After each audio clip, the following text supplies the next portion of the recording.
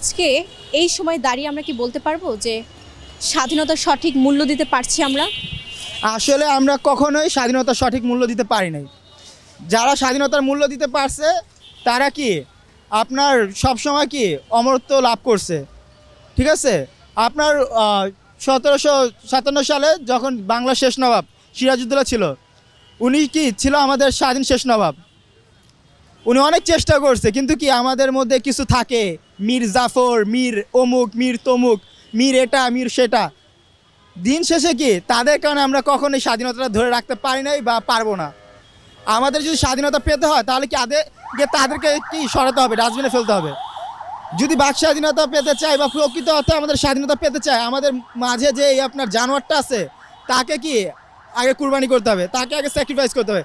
যতদিন আমরা কি আমাদের নিজের মাঝের সেই জানোয়ারটাকে, নিজের মাঝে সেই দালালটাকে, নিজের মাঝের সেই চাঁদাবাজটাকে, নিজের মাঝে সেই দুর্নীতিগ্রস্ত ব্যক্তিটাকে, নিজের মাঝের সেই ধর্ষকটাকে যতদিন আমরা কি ঝেড়ে না ফেলতে পারবো, আমরা প্রকৃত অর্থে স্বাধীনতা কখনই পাবো না।